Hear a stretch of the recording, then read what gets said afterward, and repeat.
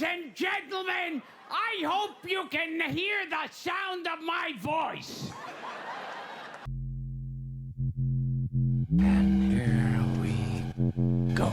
It's the comic book bullies. Man, you come right out of a comic book.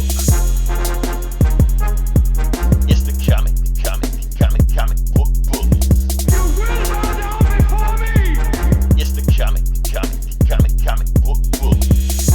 Now I am the master. It's the comic book bullies. It's the comic book bullies. Welcome back to the Comic Book Bullies with Nurse New Bully. I'm your host Leroy, aka The Sweet Surrender, with my co-hosts. Yeah, this is Eli, aka Luscious Jackson. Nice, there you go. Sweet Surrender is a finishing move on Devil May Cry. Figure out what that movie is, That's but yeah, right. yeah, That's may not mean what you think it means though, but yeah. Yeah, but like I said, we're starting off a new episode, and I didn't know we were going to record, and I decided to go ahead and do something. So I want to wish everybody happy Easter. You know, That's right. It is a holiday today. it is a holiday. Most people celebrate with them, but just want to say happy Easter to everybody. You know, yeah, we understand this joke is running long enough, but just want to let everybody know that hopefully we're old enough to understand that, you know, Jesus doesn't look like, you know, Barry Gibbs from the Bee Gees. You know, hopefully, you know, my Looks like thing Mr. T. that's what the close to what he looks like. It's not even a controversial thing. I mean, come on, obviously, you know. But my thing is, Eli, okay, we celebrating the resurrection of Jesus. Happy Respawn Day for those that know that. But what does a rabbit has to do with anything? You know, I'm or, sure it was some pagan shit that the Christians ripped off, like they always do. Or eggs. Like rabbits don't lay eggs. What do they have to do with anything? You know, these are just questions we need to ask. Now, if you want to celebrate, I'm sure you look back in history. You know, that's all. You know, most religion, like Christianity, is just a hodgepodge of all kinds of. They just kind of pick and chose traditions and said, "Hey, here you go. Go right. to Sunday now." And you know what? I'm not even saying that's a bad thing. But why are they doing Easter egg hunts on churches, on church crap? When we know, like Jesus and the Bible never said anything about rabbits laying eggs that I know of. You know, Then I don't know, man. I don't know. I'm saying just do the research, just look into it. Now, keep in mind, we're not anti anything. We're just saying, just know what you're celebrating. That's all. You know, that means if it's an excuse to go eat a ham, what do you eat on Easter? Ham? Or deviled eggs? Deviled egg? Well, yeah, Easter you? eggs. I mean, I haven't done this shit since my kids were like little kids, so right. I don't. What? It was like a dinner. It was like another Thanksgiving, right? Not that I know of. I just know church was like really, really long that day. So expect to like really be there. Do a pack of lunch when you go in there, you know. Yeah. I remember those let's days. see. It's a real pack of holidays, just like Halloween and Christmas. Wait, Halloween is a pack of holiday? Oh yeah. Is it? I didn't know. I'm asking. Samhain I didn't know. Earl Edwards Jones II, shout out to you. We already knew about Christmas. So obviously we figured that Easter was about the same thing also, because it's like a lot of weird traditions going on in there, but no, just go with it. That being said, let's move on to something a little bit sad. You know, we're gonna move in some. We're gonna talk about rest in peace to Gilbert Gottfried. Yeah, it happened this week. It was a thing we do want to talk about and celebrate. Eli, I think I'm gonna let you talk about him a little bit because I'm having trouble. Okay, here's my thing about Gilbert Gottfried. Okay, we all know Gilbert Gottfried. We all know who he is. And we know he has the voice. What is he famous for? His voice. He having it? Right. Okay, we get it. The voice. We go it. Okay, but was he like in a hit TV show or a movie? I know he did a lot of voices for cartoons. Wasn't he in like Disney? What character did he do in a Disney? Okay, he because was in a Disney movie. I don't think you saw it. He was in Lion King. Okay. But Lion King didn't make him. It wasn't like, he's the guy from Lion King. He was already famous before Lion King. Yeah, he's been a comedian from the 80s. I mean, he always had like little bit parts in movies, you know. So he was a stand-up comedian. Okay. He was in one of the Beverly Hills Cop movies. Was he? No, I think you're getting confused with the guy from Perfect Strangers. No, he was in the Beverly Hills Cop too. Huh. Gilbert Gottfried. He was like, bitch, that's my wife's car. I mean, when, I Okay, remember see, that scene. that's what I'm trying to figure out, like, what made him famous. But you just know him. He's just like that guy that was just famous just for being famous. Yeah, The I parrot. know he was Yes, a Lion comedian. King. Okay, yeah, Was he in Aladdin. Aladdin? Was he in it? Yeah, it was one of those movies. I remember it was one of those movies. Okay. What I know him from, but like I said, he wasn't. This isn't what put him on the map for me. But what I know him from is Mr. Mixioplicknick. That's That right. name is impossible to say. From Superman. Now, like I said, he was already famous way before that came out. But anytime I read a Mr. Mixioplicknick story in Superman comics, I picture Gilbert Gottfried. That's what I always do. Now, funny thing is, I do remember hearing maybe 2 years ago, seeing an interview from Gilbert Gottfried. He wasn't doing the voice. So the voice is an act. Uh-huh. Yeah. So he talks like a regular guy. It's just when he's putting on the act, and he actually even did the voice. He's like, yeah, when I go to do the thing and the stand-up comedy, then he switched to the voice. And I was like, let me cut this off. It's gonna like Bobcat Goldthwait or whatever. I thought that was really him. That wasn't really his voice. No, he can talk normal.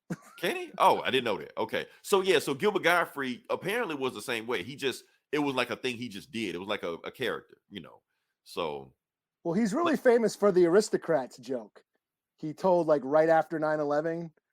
Okay, so what is the aristocrat joke? Because I keep hearing about that, but I have no idea what that is. It's like an inside joke that comedians know, and they have their own take on it, but they make it as dirty as possible. And it's just like a thing that it's like a comedic tradition that stand-ups, they all sort of have their own hand and make their own versions of this joke. Because I heard Norm Macdonald had a version of it also. Yeah, and there's a documentary about where all these comedians get together and talk about it, and they all tell their own versions of it. But I guess Gilbert Gottfried's version was famous because they were doing a roast of, I think it was Hugh Hefner or something. It was right after 9/11. So there had been no comedy, stand-up comedy in New York. It was a weird time because nobody wanted to laugh around that time. Yeah, so they were doing this roast, and people were kind of nervous about what to say. And Gilbert Gottfried got on stage and told that joke, and it basically united the room, and everyone started laughing again. And it was this hilarious, very dirty version of it, and it's on YouTube. It's pretty funny. But yeah, Okay. that was that's iconic now of his version of that, his telling of that joke. But yeah, he always sort of pushed boundaries. He's a very as far as a raunchy comedian. Yeah, it was the boundaries. 80s, so yeah. Yeah, yeah, he's been in different little bit parts of movies. There's a really cheesy horror movie called Highway to Hell where he played Hitler. Wait, what? Okay. Yeah, he's in a strip club in hell, and he plays Hitler, and it's Gilbert Gottfried going 9-9 Scheiße, and you can imagine that voice. But yeah, Beverly Hills Cop. He was in was it Ford Fairlane? Remember that movie with Andrew? He had a big role in Fort Fairlane, didn't he? He wasn't just a big wasn't he part. one of the murder victims? He got killed on the air or whatever. Something like that. It was a shock jock or something that killed him. Yeah, something like that. So yeah. So he's been around. But yeah, I can't pinpoint the iconic role that he had. That's the thing, because I was sitting there thinking about the whole thing. It wasn't like a thing that just put him on the map. He was just there. He was famous before I was around. So Hollywood Squares. He was on Hollywood Squares. He was on Hollywood Squares all the time. That's right. That's probably, I think that's where everybody knows him from, Hollywood Squares. Because he was kind of like a breakout person from there. So I don't know. I need to do like good journey for him. Yeah, good journey. I need to do a documentary on. Just look up a documentary on him or do some research on him, because I'm pretty sure we probably should have did it before we did the podcast. But that's okay. I just figured you just knew this stuff. It's just... you the one who told me about it. Oh well. All right, so let's get to it. Let's see what if. Hold on, let's click it and see what we got. The biggest role was being, I guess, but he was famous before that. That's the thing. Yeah. So it wasn't that made him. People just knew who he was, Yeah. But yeah, okay. Eli, I'm gonna let you start off with this because I don't really know where you're gonna go with this. I don't know where you're gonna go with this, but let's go. Like I said, we're okay. Oh, I'm gonna let you set this up and see where we're going with this. So I just heard about this and I was like, what the hell? So I don't know what Sandra Bullock has anything to do with it other than she thinks it's a good idea. But I guess there's chatter on the internet that I haven't been aware of until like this week, that they want Daniel Radcliffe, aka Harry Potter, to play Wolverine. It's been a thing for a while. It's been a thing for a while. It's the first I've heard of it. Yeah. So I'm just hearing about it, and I'm pretty much like every other boomer. What the fuck is this bullshit? Now, here's the thing, Eli. Now, I'm playing devil's advocate for a second. I'm not for Harry Potter being Wolverine either, but I'm playing devil's advocate. People say the same thing about the Twilight guy. You know, oh, he can't be Batman. He's too sparkly. He's too vampire-y. Like, look what the fuck. Like, he plays other roles, you know. Now, the thing about this is, but playing the other side of it, it's not really the same thing because, oh, yeah, the vampire guy played in other stuff. And he played in other roles that made you believe he was Batman. Like, he got like a Netflix movie called High Times. He was great in that. Tenet, he was great in that. And he was basically playing like a James Bond type guy in that. So when you watch him in those roles. Good Times, that was a good movie. Right. Where he plays a total scumbag. But yeah. Right. That Tower movie, that Light Tower movie, stuff like that. So he played in awesome movies that made you forget about the vampire sparkly shit. Yeah. Harry Potter, on the other hand, he hasn't played in any like gritty, you know, thug roles that make you want to think he's Wolverine or shit like that. And that's my thing. He's too fucking pretty, you know? Yeah. And Wolverine, I've always thought of Wolverine as this little, hairy, ugly, smelly fucking prick. So you don't think of him like Hugh Jackman, the runway model? No, you know, no. Okay. No, and that's what I liked about him, that he was just like this smelly little hairy ugly thing, but still got to bang hot chicks. Right. But you can't sell that in Hollywood. That's how I grew up with Wolverine also. That's how I imagine Wolverine as. Yeah, but I just look at, you know, Harry Potter. I'm just like, he's too pretty. He's too impotent. He's too soft. Yeah. He's too delicate to be. Yeah. And I know he's short. I heard he's like really short, but so is Agent Cody Banks. That kid's like fucking 3 feet high. You know? Right. And that's the reason why people want him to be Wolverine, because he's short. Because he's short. Yeah. That's it. So is that's Danny the only DeVito. reason. So is Jack. He's on the list also. He's on the fan list also. That people wanted Danny DeVito for the longest. Because the thing is with whatever the dude named Harry Potter, I don't watch those movies, so I don't know who he is. But there was some fan art that came out a while ago that basically had like Wolverine. It was like Hugh Jackman's body with Harry Potter's face, but it was like, you know, shaggy, and it was like, could he be Wolverine? And that's when people started jumping on the bandwagon. People started rolling down the hill. Oh, he can be Wolverine. He can't be Wolverine. They can do with that anybody's face. Exactly. They can. But for some reason, people just jumped on Harry Potter just thinking that's it. Because here's the thing, Eli. We're old. We don't know any better. We don't really understand how popular these Harry Potter movies are. Oh, man. What are they on like that? There's a new one just came out like today, right. Or like right. Right. Yeah. We're the only nerd group that's not reviewing this shit. Why? Because I forgot it came out until you just mentioned it. Meanwhile, everybody else. I gave it a thorough try. My niece was reading the books. She gave me one to read. It wasn't even the first one, and I read it. And I gave it a thorough try. I could see why kids like this shit, but I haven't seen all the movies. I just wasn't my thing. Okay, so you gave it a try. You read the book. Okay. I actually read a couple of the books. Yeah. Okay. I watched the first movie. And I was like, nah, I'm good on this, you know. I watched several of them, and at one point I was like, I don't care anymore. Yeah, and the thing was, I forgot about the first movie. I was like, okay, it was a thing. It's not my thing. Move on again. And then it became this huge sensation out of nowhere. I'm like, what the fuck? You know. Go ahead. Yeah, I'm just saying it caught me off guard. I wasn't expecting it to be that huge of a thing. I mean, it was huge before the movies came out, because I remember I used to work at Target, and I was like stocking shelves, and someone came up to me and says, "You got the new Harry Potter?" And I'm like, "Who the fuck is Harry Potter? What the fuck is that?" I didn't know what they were talking about. Yeah, like Harry Potter. I'm like, what the fuck is Harry Potter? Like, what is that? And, oh, it's a book. Oh, I don't know. Go check the books. Like, I don't fucking know. And then all of a sudden, a couple years later, there's a movie. I was like, oh, okay. And then now it's this big giant thing. You know, it's Star Wars for a new generation, I guess. You know, it's their Star Wars, yeah. So I can like say it's you, but like I said, I guess it's that crowd that wants him to be the Wolverine because he's so big. They just want him to be in stuff. You know, I guess. Yeah. Did they read Wolverine?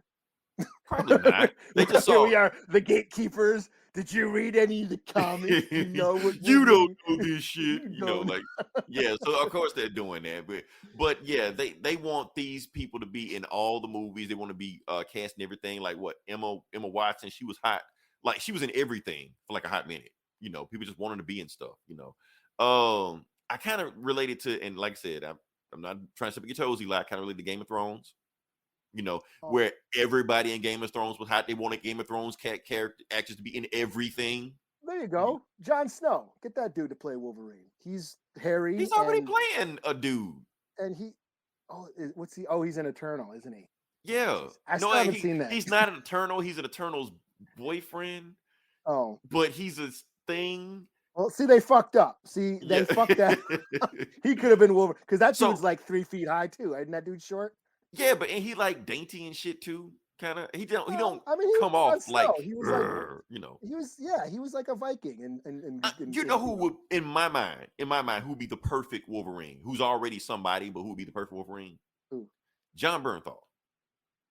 I honestly think he would kill it as Wolverine. Matter of fact, I think he would be a better Wolverine than he was a Punisher. Yeah, and the thing is, I get that. That's sort of going back to this Daniel Radcliffe. Like I think they want somebody young, somebody to bank like the Black kids. Knight, yeah. Yeah, they But want he's someone Wolverine. young. You can't have a teeny bopper heartthrob Wolverine. That's what I'm saying. Well, see, that's the thing. Hollywood fucked up Wolverine. The way we know Wolverine. Yeah, some gatekeepers right now, shit like that. When we grow up, Wolverine actually was not the focus of the X-Men. He was in there. He was in the group. But it wasn't like everything revolved around him. He was just a dude that was just there, you know. Yeah. Every now and then he had some cool. Ball. Yeah. Now he would pop out because all the X-Men got the ass kicked, and then he'd be the guy to show up and go, okay, now it's my turn. And that's the kind of Wolverine you get. He's like that specialist guy that came up. But the movies turn around, and now you got to make him a leading man. You got to make him this runway model. You got to have this love interest. You got to make every story about him. When that never was Wolverine. It kind of goes away from what Wolverine was. It's like you say, he was this like dirty guy that just nobody really wanted to hang around with, but they kind of had to because he was the bruiser of the team. He was the guy that got shit done the other guys didn't do, you know. But shit never revolved around him. And that's the thing they want. They never, at least like the X-Men movies, like they never sort of highlighted that animalistic nature or his berserker rage really until Logan. It's PG-13. It's only so far. We never saw that. We only saw heartthrob, pussy whipped Captain Save-A-Ho Wolverine. Right. We saw delicate Wolverine, and we never got to see that animal. And that's like such a huge part of the books is him dealing with that animal nature that he struggles with. Right. He had to struggle to be in like around people, societies. Like he didn't know how to. He had no social skills. Yeah, and it's the X-Men, it's the kids, it's working at the school, and falling in love with Jean Grey and what's her name, Marco or whatever from Mariko. Yeah, it's like that's who made him human, but that came later on. But that was always a struggle, and you never really saw that in the movies unless it was Logan. I feel is the closest one because it was R-rated and they got to go hard. But I just don't see. I don't see it. But who knows? Like you said, I thought Pat-Man wasn't going to work, and it's. I can't wait to what's going to be on tomorrow, or maybe after this. It's on now. It's on now. Hurry up! Let's get this shit done. So breaking news right now. The Batman is on HBO Max right now. Go watch. I already seen it twice. I saw it twice in the theaters already. I saw it twice in the theaters. Awesome movie. Pattinson killed it. I mean, people were doubting him. I thought he killed it. But that being said, that Harry Potter guy cannot be Wolverine. I don't give a fuck unless he comes out with some assassin movie that I've never seen before, and he's some kind of hitman. I'm like, you know what? Maybe he could be Wolverine. Until he does that, he can't be Wolverine. So he needs to stop using lotion. Like he needs to have his skin dry out a bit, get some cracks, get some scraped up knuckles, grow some hair. You know what I'm saying? Get some pubes. Can he grow hair? I don't know if he can or not. Yeah, man. In my mind, he's still 12 years old. He probably like 35 or some shit. I don't know. Yeah. This is the last time I saw this movie. That's why we're the comic book bullies, not the Harry Potter bullies. I don't know shit about Harry Potter. So let's see what we got here. Any thoughts on the upcoming Doctor Strange movie? Gonna be awesome. Already got my tickets. Yeah, Oh damn. I think Yeah. it's gonna be great. Yeah, Sam Raimi. Hey, I'm down. Sam Raimi. It's gonna be the closest Marvel has gotten to horror. The closest. Might not be full Probably blown horror, might not be horror, but like I said, it's Sam Raimi. So if Disney horror. anything, yeah, it's Disney horror. But if anything, he kind of popularized horror movies. He's kind of like the guy, one of the Godfathers, you know. Mhm. But yeah, I'm gonna love it. Doctor Strange probably gonna be the highest grossing movie of this year, but we'll see how it goes. Anything else you got to say about Harry Potter, Wolverine, or No. okay, all right. I guess we just jump on. Don't do it. That's all. Well, here's the thing. I got one thing to add. That's why I'm glad that Hollywood doesn't listen to us for fan casting. For the most part, sometimes they do listen to us for fan casting. That's how that Game of Thrones chick became Jean Grey, because they just actually Fox just put it on there. Who do you want to be Jean Grey on Twitter? And Twitter just said the Game of Thrones chick. They're like, okay. Does she fit Jean Grey? No, not really. But man, this movie sucked anyway. So who cares? All right, let's move on to the next part. Speaking of movies that suck, let's talk about Warner Brothers and DC. Now, this topic has been going around all over the place. People have been talking about. Basically, for those that don't know what's going on, DC, well, not DC, but Warner Brothers has been bought out by Discovery. And yes, that Discovery, Property Brothers. What's that? Guy Fieri, is he on there, or is he on I don't another know. channel? It's been a while since I worked at Discovery. It used to be animals and shit. Now I don't know. Well, see, Now they got- Discovery owns other shit also, so they don't just own Discovery. So it's them, but I think they own like the Life Channel, TLC, the Gardening Network. Also, like they own all this shit. Like Honey Boo Boo and shit like that. Yeah, I think they own all that shit. Like Discovery is huge. Like they bought Warner Brothers for 43 billion, I think, or some shit. Okay. It's like a huge deal. So they got money to throw around. So they bought it from AT&T. AT&T bought Warner Brothers, lost money on them. HBO Max was a fucking money pit, so they sold that shit, just dumped it off, and got rid of it. You know. But yeah, that's going on. But basically, what's going on? Hold on, let's see. Real topic can DC and Warner Brothers make a great animated films, make terrible live action films. Well, that's the thing. That's the topic. The reason what Discovery is trying to do right now is that Discovery says that they're going to do an overhaul of DC Entertainment. They're going to basically make a separate entertainment studio designed for DC and kind of fix whatever DC is doing. Now, people keep talking about the movies, this, movies that. No, DC needs to be fixed from ground up, rooter to tutor, stem to stern, toe to toenail to head, everything. They need to be fixed. Tip, toe to tip, yes, everything. They need to be fixed. Because people only focus on the movies, Eli. But like I said, we are reading the comics. We really understand that even the comics are in a rut right now. Everything is Batman. All they do is Batman. They just stop everything but just Batman. So everything that DC is doing comic book wise is just Batman, Evil Superman, a crisis, reboot, rinse, repeat. That can only sell so much. So even the comics, they don't give a shit anymore. You know. Yeah, that's pretty much even like the last Crisis had Batman. Didn't it was just Batman. Dark Knight's Metal, Dark Knight's Batman Crisis, right? They just fought evil Universal Batman. I'm like, come on, man, I'm sick of this shit, man. Evil Batman. I'm in right, evil Batman and evil Superman. I'm in the point now that I was reading this a DC story like from 2015, like that Earth 2, where some shit happened in it, and I was cool until Superman went evil again. I'm like, here we go. Yeah, Zack Snyder, all he wanted to do was just evil Superman. Let's just get to evil Superman. So DC needs to do something else. Fix DC from the ground up. Start from scratch. Just wipe the slate clean. Now the main thing is who should run DC. That's the thing. So there are some candidates out there. Hold on, let's see what we got here. I think we have some takers. Let's see. Batman's DC cash cow said no, that's what I'm saying. They have other people. Like, let Batman be Batman. I'm not saying stop making Batman, just stop making so much Batman. They have other stuff they can make. Like, make other stuff. That's the thing. Like Marvel. I'm not trying to make a 1v1 comparison between DC and Marvel, but I'm just saying that Marvel can take Guardians of the Galaxy and make them a franchise. DC has a hard time doing that with anybody but Batman. They can't even do it with Superman. And they did it with a fucking raccoon. They fucked up with Swamp Thing because that was dope. Swamp Thing would have killed exactly if Yes. they would have.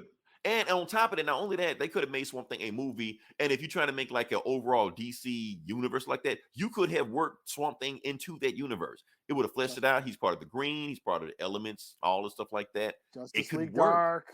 Yeah. Justice League Dark was just sitting there waiting to do it. And now the thing is that anytime DC starts to do something, Marvel would just take this shit and just run with it. DC was trying to make the New Gods.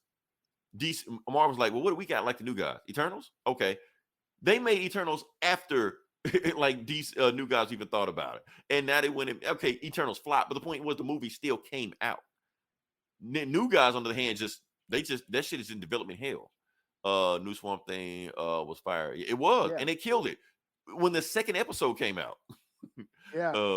So that's the thing about it. Yeah, so that was the reason why I got DC Universe, was to watch the Swamp Thing, and then we're canceling it, and I'm like, what, really? And it was such an awesome show. James Wan, it was great. And they told people they were canceling it like a second episode in, like, damn, you canceling already, you know? Yeah. So the thing is, like I said, DC wants to have, who are they going to get to be their new guy to head it? Could it be Jeff Johns? Everybody's saying Jeff Johns. Jeff Johns is out. He is out. He's done. The reason Jeff Johns is out is because of Ray Fisher. You can thank Ray Fisher for that. I can't show it about it. Now the thing is, put Ray Fisher in charge. You might as well, shit. But the thing was, like, Jeff Johns is the guy that they tried to put in office. But the thing was, when Ray Fisher, when all that shit went down and everybody blamed Josh Whedon, and Josh Whedon had to fall on his sword, you know, one of us has to die in the wreckage, brother, you know, all the stuff like that. He took a bullet for all these other guys. He took a bullet for Jeff Johns. He took a bullet for John Berg, and all these other guys that was on the team like that. So Jeff Johns can't run DC, even though he still works for DC, even though he has a comic out this week that we're not going to review just because I don't fucking want to. But that's the thing about it. So Jeff Johns is out. So let's see. Hell no, hell the fuck no. Thanks for listening. But yeah. Yeah, we do not want a repeat of the Snyderverse. The thing was, Snyder is the one that ran this car off the cliff to begin with. Everyone wants to blame everybody in the higher ups of Warner Brothers. Everybody's fault but Snyder. No, it's Snyder's fault. Snyder was in control of Man of Steel. He's the reason that shit flopped. Snyder was completely in charge of Batman v Superman. That shit flopped. Or was it Nolan?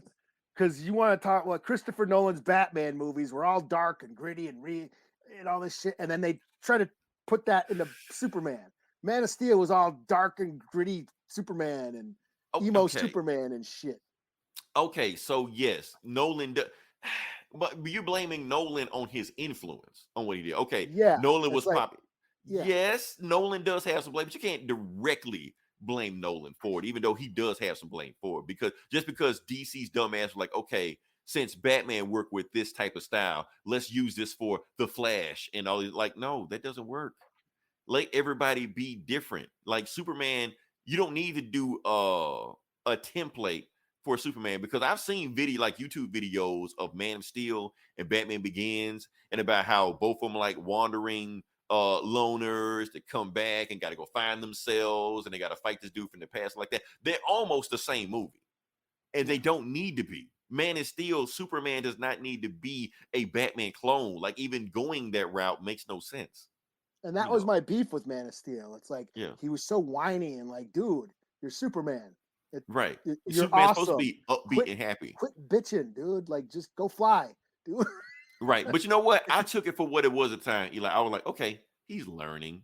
He's figuring stuff out, you know. But then BVS came along. He's the same asshole he was in Man of Steel. Nothing changed whatsoever. Yes. Emo as fuck. Yeah. And then it drew out the even bigger problem was going on, since they tried to make Man of Steel like a Batman Begins clone. So now Superman and Batman have the same personality, looking at each other like, you did evil shit. You did evil shit. Both of y'all the same person. Y'all should just whoop your own ass, you know, instead of be mad at each other.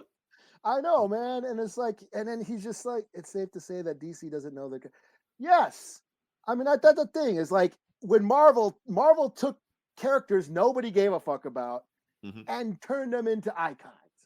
No one gives a shit. No one gave a shit about Iron Man before Iron Man came out. No one Right. gave a shit about the Guardians or Ant-Man. And Like, we come on. read this shit, and we didn't give a Yeah. fuck about Iron No, Man. like, yeah, everyone's crying when Yondu dies. Yondu, You know, right? Yondu dies and everyone's crying, and Superman dies, and I'm like, God Like- damn, is this movie over yet?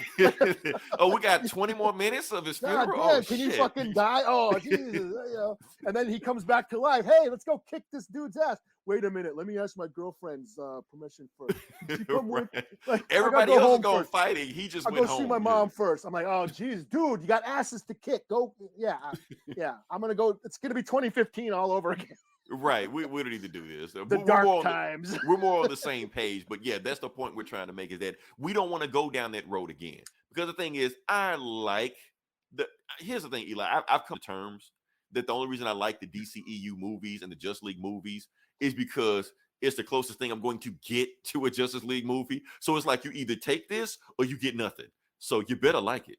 So that's where I am with it right now. Kind of like how I am with Star Wars. It's Right. nice to visit. It's nice to visit. It's like it's the closest thing I'm gonna get, man.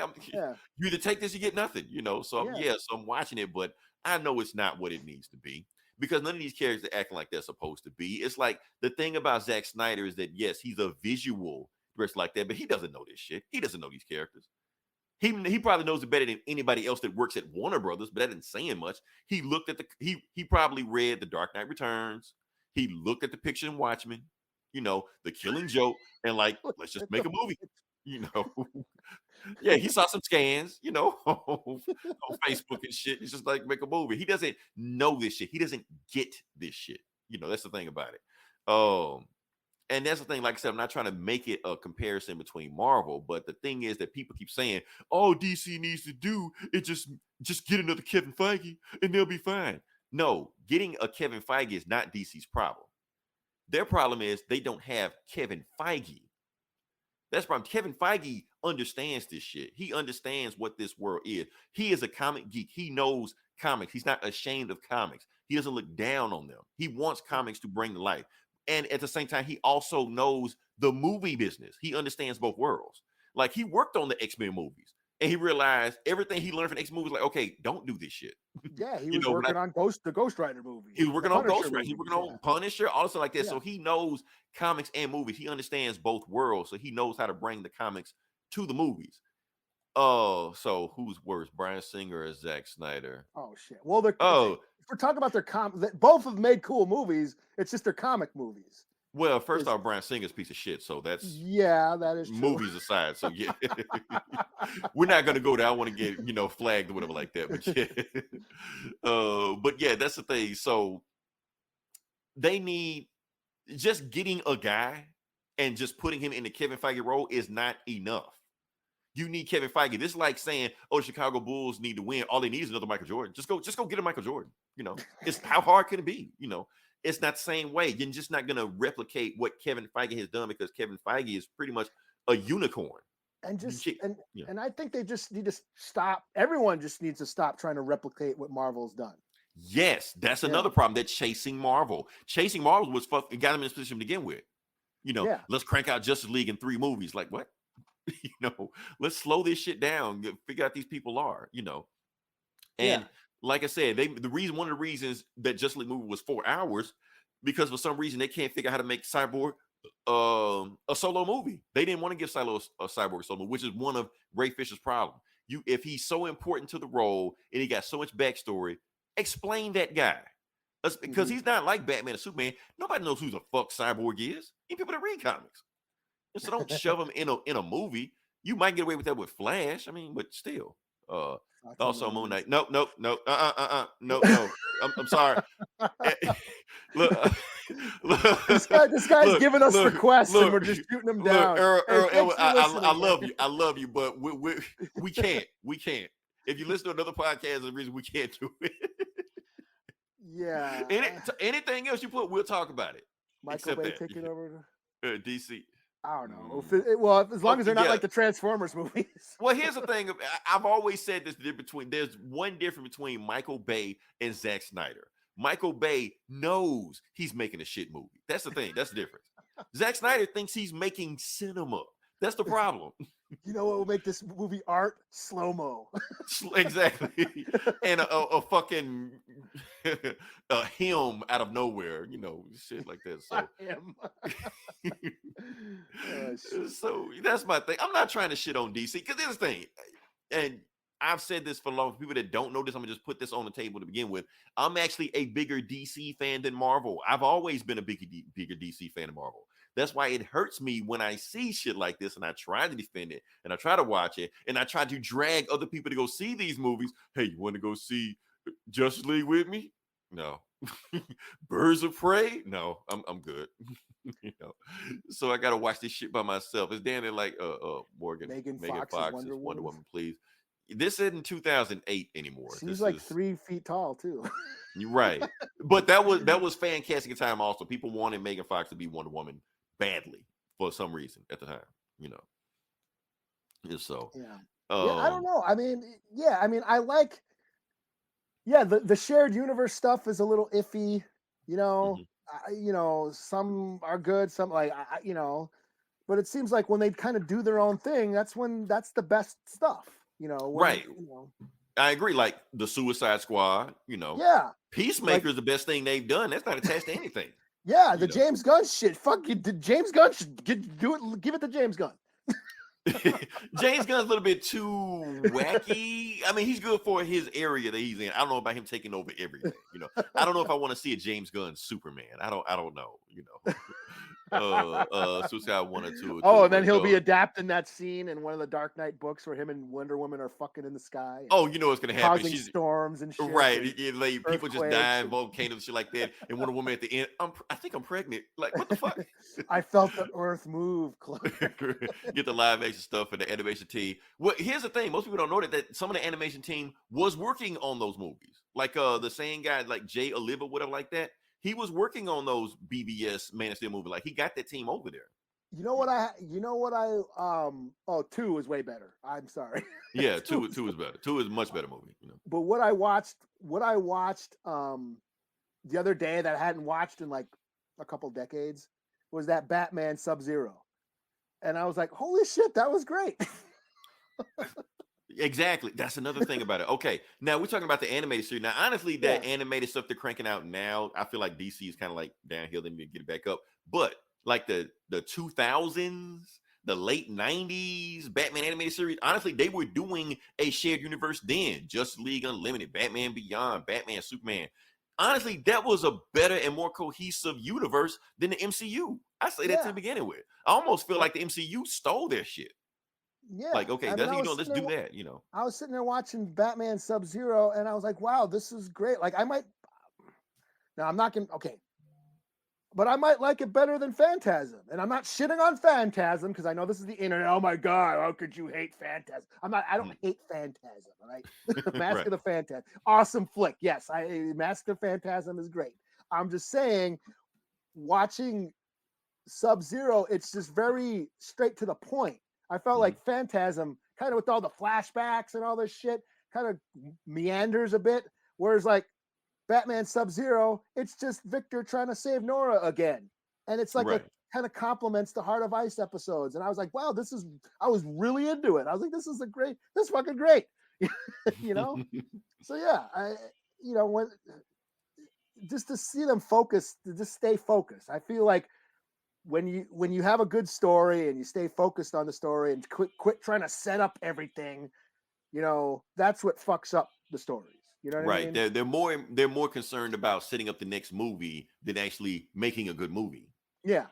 That's the problem. Like people problem like with Batman v Superman and Man of Steel, they just weren't good movies. That's the problem people have with them. It wasn't that they weren't connected, because they were all connected to everything. People just want better movies. Like the Batman. Yeah. Batman made all this stuff like that. It was a good movie. Is it connected anything? Probably not, but it was a good movie. And the stuff we didn't like was oh my God, it's the Joker. Who cares? Like, right. Because that's when you feel like you're setting up stuff. You could have completely cut that stuff out and nobody would have missed a beat. And I'd rather you didn't have it. Yeah, it wouldn't have mattered at all, but but because of comic fans, we got to like show them the tits. So like, oh my God, I have issues. It's a flawed movie, Jake. You got to admit it's a flawed movie because it's not Superman. That's the thing. And maybe that sells it to people, but it's not Superman. It's a dude that kind of got superpowers, but he's just like super wrecking. emo man as well. Yeah, he's just wrecking shit too much, careless. And even when he does wreck shit, it doesn't seem like he even really cares. That's the problem. And not the fact that he wrecks shit. He doesn't care that he wrecks shit. You know, he making out with Lois Lane, a chick he just met yesterday on top of a disaster he just caused. Like, come on, man. And he spends the whole movie like, oh man, it's so hard to be Superman. Like, fuck you. That's my thing. Like, it's not, honestly, it's not hard to make a Superman property. They do it all the time. Lois, like, I know people don't watch the CW, but Lois and Clark, they're killing it right now. Whatever the show, fuck that show is called, Superman and Lois. Yeah, they're killing it right now. They got the essence of the character. That's the thing. Yes, he's a dad, he's a husband. It's this whole family dynamic, and it works. I can't run fast enough to save. Oh, no. Just let his dad die. Oh man, we're gonna go back. That's what I'm saying, man. It's like these weird decisions they're making. It's just like, are you doing it? Are you making a Superman, or are you just making shock value? Oh, this is your daddy Superman, Iron Giant, great Superman. So it's Hancock, but yeah. That's right. We canceled Will Smith. That's right. Even before the slap, we canceled Will Smith. So yeah, that's for long listeners of the podcast. But yeah, that's my thing. Captain America is a great Superman. That's my thing. Like, they were both like boring ass characters in the comic, but they made Captain America interesting. They could have did the same thing with Superman. It's like when Captain Marvel, Carol Danvers does cooler Superman shit than Superman. You don't understand, Eli. That hurt my heart, man. Because I'm a Superman fan. Superman is my favorite hero. Like I said, I like DC better than Marvel. Superman my favorite hand. So I see Captain Marvel, Swiss cheese, and alien spaceships like Superman does in the comics every other week. Yeah. But I've never seen him do it live action. I'm just like, fuck. Yeah, he's flying around in space, killing aliens and shit. I'm like, damn. Like, that's Carol Danvers was. I was like, where's this in Zack Snyder's? Right. Since ain't they fighting an alien? And that's the thing, because I almost feel like Zack Snyder kind of hates Superman. I feel like he's like on that Frank Miller shit where he only likes Batman, so everybody else sucks. Doesn't he die twice in that movie? Right. That's the thing. To get his ass kicked every single time, like he moping. Henry Cavill. Now, y'all, and people say they like Henry Cavill, bring Henry Cavill back, so like that. I hated Henry Cavill as Superman. Now, maybe he's good. I don't know. I just know what we got from him sucked. He's just this wooden cardboard thing. Yeah, he looks good like Superman. Yeah, he looks like a Jim Lee drawing, but he's just this thing. He barely talks. Barely same thing. When he does talk, he talks wooden like this. Like, is he fucking RoboCop? Is he Superman? What the fuck? Superman has a personality. But you can't tell from these movies. I understand people perceive him as a god. He doesn't have to walk around like a god figure all the time. He can be a dude. He can be a person. I don't know. All I know is faster than a speeding bullet. But in Zack Snyder's movies, slow-mo. Let my dad die in the tornado. I'm not saying that DC, and I honestly, I feel like I don't even trust Discovery with this shit either. I just feel like this is spin. I just feel like this is just selling us more shit because AT&T sold us the same shit. Oh, we're gonna make 5G, or we're gonna give you the Snyder Cut. This is just bullshit they're doing. Well, all they're gonna do is just make another studio. They're gonna hire some asshole corporate person, just put them over DC that knows nothing about DC, do the same shit over and over again. Oh, Nolan was popular, just make Shazam Grim Dark also, or what the fuck ever, and we're just gonna be down the same road again and just complaining again, so and then when all this fails, just go back to Batman. So we're just gonna be in the same boat all over again, and I'm just like, come on, DC. So everybody else is happy that everybody thinking that Discovery is going to restore the Snyderverse. Trust me, you don't want the Snyderverse restored. Do you know what Zack Snyder was planning with these fucking movies? In the sequel, he was going to have Superman raise Batman's son, who Lois Lane cheated on with while he was dead. That was he was going with. But that's what you want. You want the Snyderverse restored. You want cuck Superman raising Batman's son. That's what you want. Oh, man. Matt Reeves should be in charge. I need to see one more movie from him. I need to see. I feel like the Batman was like laying groundwork, but I need to see if he knows he cares. Yeah, I was like, his Planet of the Apes movies were good, but he didn't start that. He Right. only did the sequels. Right. So, and what else did he make? We made the Let the Right One In remake, which I thought was okay, but it's a remake, so He did I'm Cloverfield. biased. He did Cloverfield. He did the Cloverfield. That was all Yeah. right. That was a found footage though, but I don't know. I mean, yeah, I mean, he didn't find the footage. He yeah, shot it. I'm just saying. Yeah, I don't know. I think he's more of a filmmaker than just a runner of a studio or whatever. Yeah, that's why I know. think he don't want to like take over a franchise like this, like a big. Because he conglomerate. reluctantly did Batman. He didn't even want to do Batman. They offered it to him. He's like, nah. That's Yeah, okay. but Ben I don't Affleck wanna was supposed to do that. That's like Yeah, Ben I- Affleck was supposed to do that. Yeah. Yeah, I don't want to get into that shit because he knows what he's getting into. And then they finally okay, but let me do what I want, and they let him do what he want, and it just fits right now. But now that's just it fits. That'd be I don't cool know. with Superman found footage movie. Yeah, that sounds like pretty cool. But yeah. Well, then they try to do that in the Whedon cut with the digital. You Do just you really trigger want me just that left now? and right, man. You just trigger me left and right now. Oh man, that's my thing. So I don't know what DC got planned. Like I said, I'm not executive. I don't want that job. I don't know who they're gonna find. Fuck it, just get Kevin Feige. Just don't get a Kevin Feige. Get Kevin. No, I want a guy like you. No, get that guy. Because look what Spider-Man did. Spider-Man sucked for a while. What they do? Kevin Feige, save us. Please take over. Help us. They gave it to Kevin Feige. He got him back on track. So do the same thing with them. So Warner Brothers, just throw money. You did it with Joss Whedon. Yeah. I mean, we understand that shit blew up in your face, but at least that just have that same energy with Kevin Feige. We know you work for Disney. We'll give you more money. Just come with us. Shit. So Yeah, and I'm not even saying that. Just I don't know. I don't know what to do.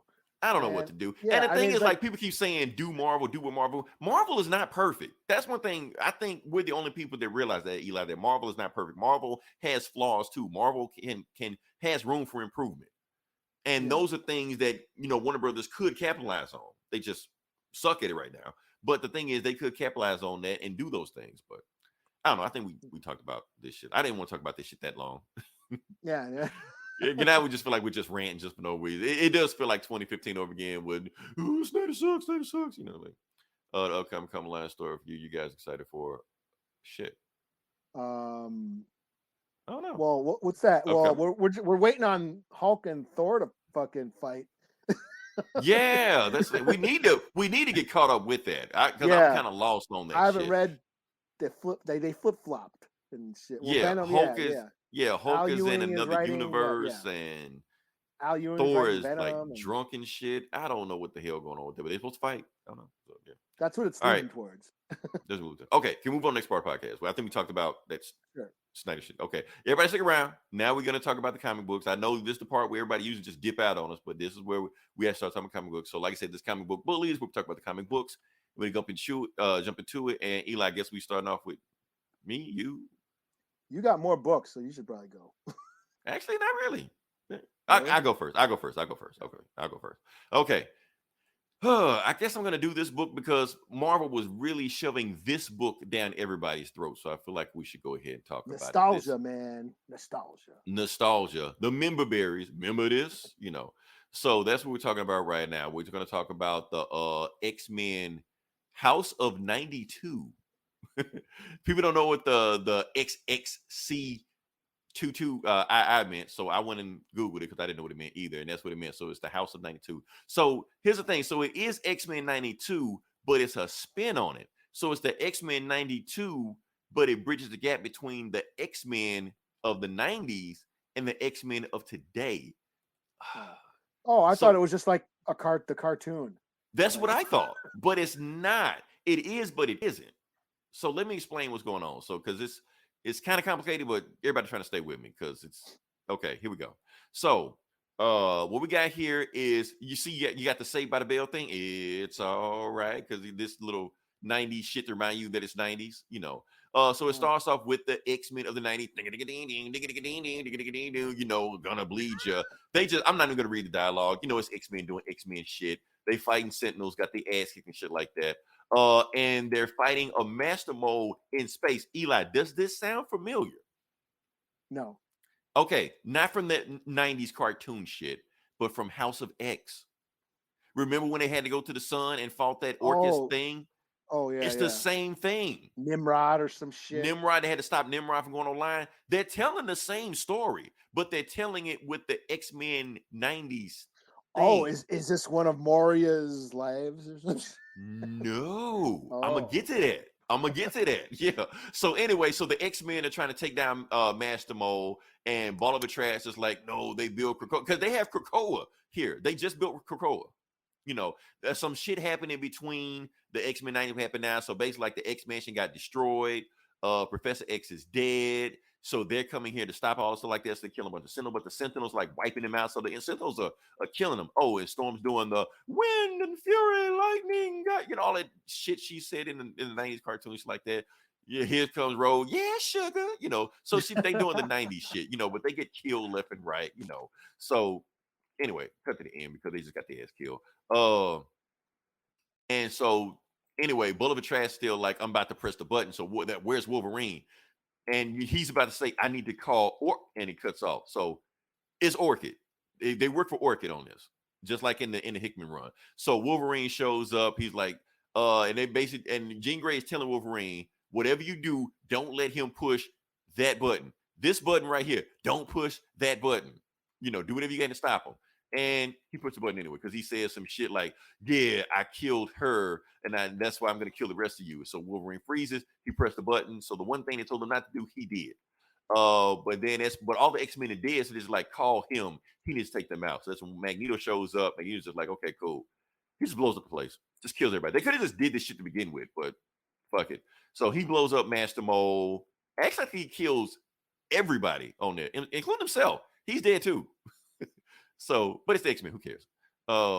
So Psylocke is basically showing it. So it's the same shit that happened in the House of X book, where Psylocke is showing them that we have gates to Krakoa, we built Krakoa, we got this thing, and so the Friends of Humanity, who were some bad guys from the 90s cartoon, we come to kill you mutants, and they basically like we had all the bad guys that we had in the 90s cartoon, they're X-Men now. They're Deputy X-Men. They're on our team. There are no bad guys anymore.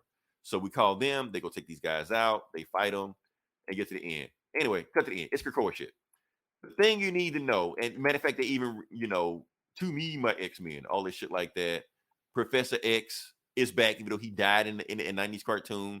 They even had the five, but the five are different. It's all the people that were from the 90s cartoon, because like Hope and Goldball didn't even exist at the time when this shit came out, so they're back. And Wolverine is pissed because why can't you bring back the other people? Why can't you bring back Jubilee? Jubilee apparently died. Or did she? I skipped to the end anyway. Jubilee is not dead. You know why she's not dead?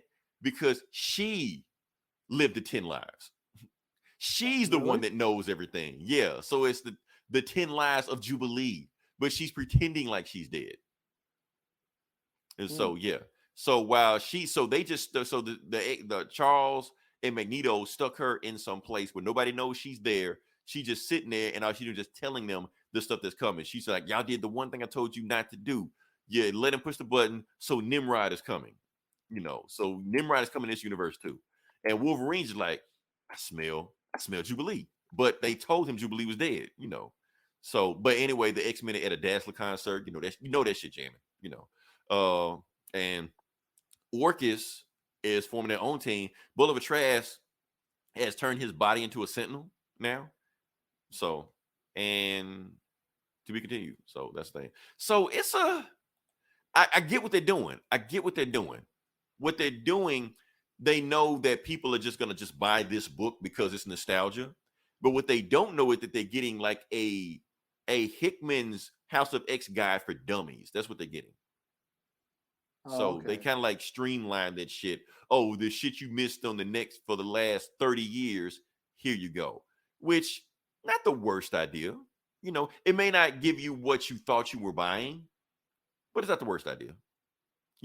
I guess it could be a gateway drug. So you love the 90s cartoon. You see this book. You pick up this book. You read it. And so if you do go to the new X-Men books, you kind of know what's going on because it kind of explained it a little bit. So that's my thing. Overall, 3 out of 5. It was a cool book. I never really was hot on the X-Men cartoon anyway. That's just me. I had my thing about it, but yeah, that was the thing.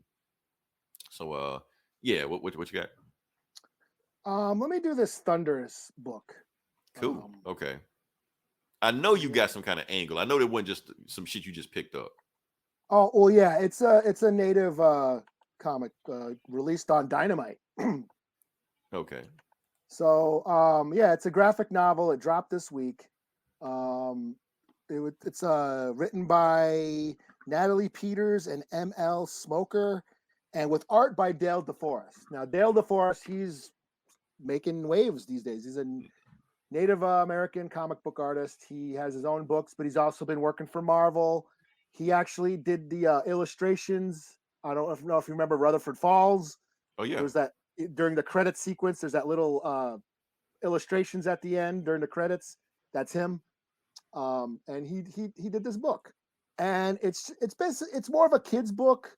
It's about this little Lakota girl who she basically goes on this adventure. She gets sucked into this other spirit world realm and has to go on this quest and meets all these different animal characters that help her on the way. It's a fairy tale, and yeah, I thought it was pretty cool. I mean, just to see Native American like storytelling and taking stories from their culture and their history and their teachings and stories. They have a mythology. Native Americans have a mythology full of, you know, heroes and villains and creatures and adventure stories as well. There's a whole untapped source of storytelling that, you know, Native Americans have that no one really knows about. So it's cool to see that they're, you know, writing about it. This girl, she is from the res, but she moves to the city. She's trying to fit in. She, you know, she's all on social media. She's always on her phone, and she kind of shuns her her culture. She's a little bit embarrassed by it, which I could relate to. Um, um, I mean, it's, you know, sorry. I just she's a little ashamed of who she is, and just because of, you know, Native culture is so invisible from pop culture. You know, there's nothing, we don't get to see ourselves very well represented very well, especially, you know, me coming, you know, me growing up, you know, to see this story like that, a fairy tale for Native kids that has, you know, characters from their culture in the story. It was it's pretty cool that Native kids these days get to see that, because I didn't get to see that. You know, what I got to see when I was a kid was stupid. You know, I hated most representation of natives as a kid. You know, because one thing, it wasn't written by natives. No. Right. And you know, sorry.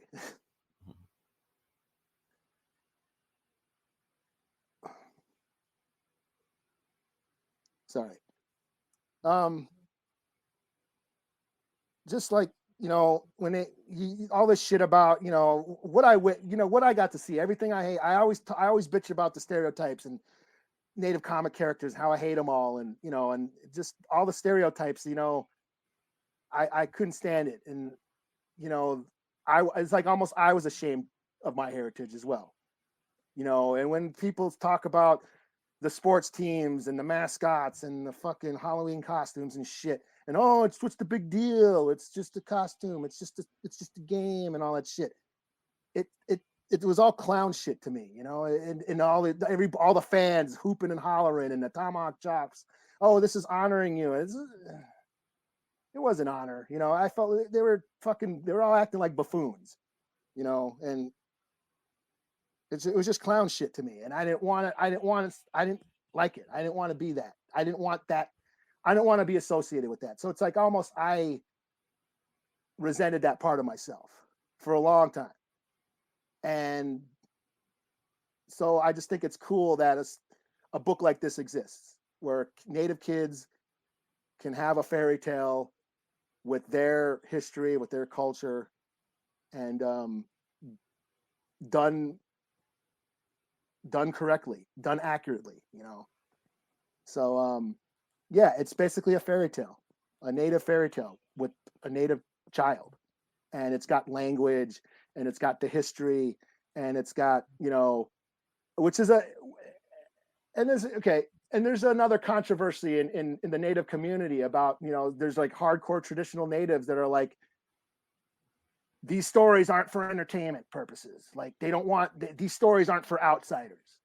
And I can kind of understand that to a point, but I'm also like, this is preserving culture, you know, Right.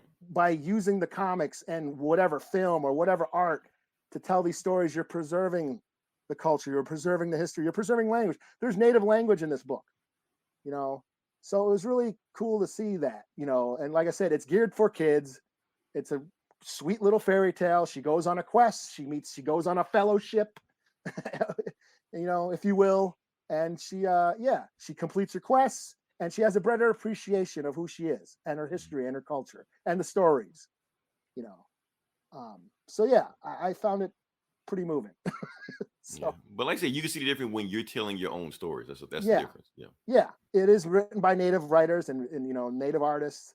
So yeah, it's called Thunderous. It's on Dynamite Entertainment, put it out. So check it out if you get a chance. And so nice. Okay. All right. What do we got? I think I'm gonna do. You read this also, but I think I'm gonna do this one. Son of KAL-EL. I don't. Yeah, I don't know if we flipped the coin or who said who was gonna take over what, but I'm Well, calling. you're the Superman guy, so I figured. Even though I just shitted on him for like 20 minutes, but yeah, okay. Yeah, we're gonna talk about Superman, Son of KAL-EL. This is issue number 10. We're talking about for those who know what's going on, this is John Kent, the Superman's son. Superman's off in space, getting his ass kicked by Mongol or some other space warlord or some shit like that. So he's filling in the shoes. You know, that's what's going on right now. So going on, we have what do we have here? Hobbs Bay press conference. We have this podcast group called The Truth. You know, that is Superman's boyfriend. So I'm just giving you a heads up in case you haven't keeping up with the book or don't know what the hell's going on. So don't be alarmed. You know, they're basically just saying, like, should we cover this news subject on us? Should we cover this press conference? Like, nah, we shouldn't cover this because we only cover the truth. And this shit is going to be nothing but lies because it's Lex Luthor. And Lex Luthor's just going to just say all the wildest shit he could possibly say about Superman. You know, basically just saying, like, okay, so, and Lex Luthor's doing his regular press conference. Like, look, I love Superman. Nobody loves Superman more than I do. But this asshole is a Superman. You know, he's a boy. He wants to be Superman, but he can't fill his daddy's shoes. And plus, he's being manipulated by other people. You know, he wants to be inspired, but he can't. He's not ready to be Superman. He's more like Superboy or Super Teen. You know, we've seen the stuff he does when rioters break out. He joined the rioters. Notice he called them rioters, not protesters. He wants to make sure he's dog whistling, but we're not gonna go there. You know, when he handcuffs with them, stuff Superman would never do. And plus, when I sent a team of Gamorreans to come over here and defuse the situation, he sided with the big Atlantean monster that was killing people, and he let those guys die, and other people die on the shore of Metropolis. And not only that, he killed a guy a couple of days ago. Now, of course, Lex Luthor doctored the footage. Superman didn't kill the guy, but the way it looked like the guy exploded Superman's head, and you don't know what really happened. So basically what's happening now, people are afraid of Superman, you know. Yeah. But he's flying around. He like, look, I understand people don't like me right now, but I still have a job to do. So I'm going to go to Ireland. There's some kind of flood going on right now. And the Spire of Dublin, I don't really know what that is. I'm pretty sure it's a real thing, but it fell down on this building. And he's like, okay, I can't lift the thing because if I lift the thing, then the building will collapse upon itself. So I'm going to just heat vision my way in to just let people know who I am. And they're like, I'm Superman. But the thing is, people are afraid of him. So they back away from him like, no, get away from me. Get away from my kid, you know. So before he can like calm people down, that's when the place starts to like destroy itself. So heat visions like the little bitty debris before it attacks anybody. Now he picks up the spire and lifts it, and he's like, "Don't worry about it, everybody. I know y'all are scared of me, but I'm still here to help you." And he flies off. While he flies off, he's talking to Nightwing, and Nightwing Oh, is I like basically, how the little girl was the only one who wasn't scared of him. yeah. He's like, "Look, I'm trying to like at least the girl, likes me, stuff That's like kind of that." like in the new Batman movie when he was like trying to save everybody and no one was like, "Oh shit." And there was the Right, little but the kid who went to him first. right, the kid went to, and then when the kid did it, everybody else followed also. Yeah.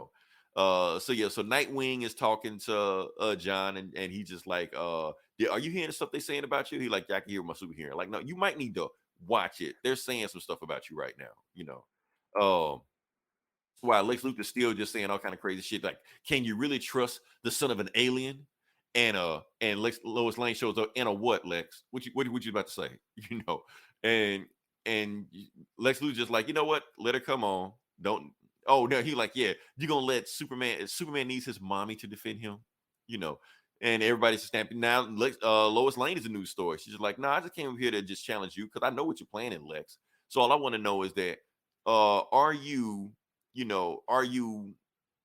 basically conspiring with outside forces to take down my son?"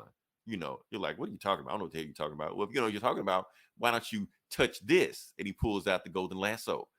And everybody's like, "Well, how did she get her hands on that?" You're like, "Well, she's Lois Lane. She can do that." Um, and she's like, "Well, all you got to do is just touch and just say that you didn't try to kill my son, Lex. I mean, how hard is that?